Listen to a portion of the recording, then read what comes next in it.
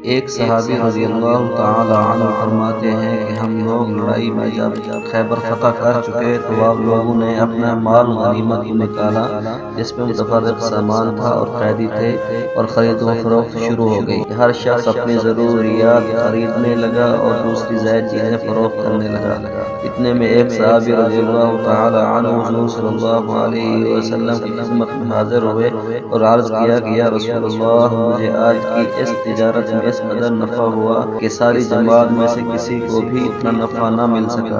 हुज़ूर सल्लल्लाहु अलैहि वसल्लम ने तअज्जुब से पूछा कि कितना कमाया? उन्होंने अर्ज़ किया कि हुज़ूर, मैं सामान खरीदता और बेचता रहा जिसमें 300 उक़िया चांदी नफ़े में बची। हुज़ूर सल्लल्लाहु अलैहि वसल्लम ने इरशाद फरमाया कि मैं तुम्हें बेहतरीन नफ़े की चीज़ बताऊं? उन्होंने अर्ज़ किया कि हुज़ूर ज़रूर बताएं। इरशाद फरमाया कि फ़र्ज़ नमाज के बाद 2 रकात नफ़िल।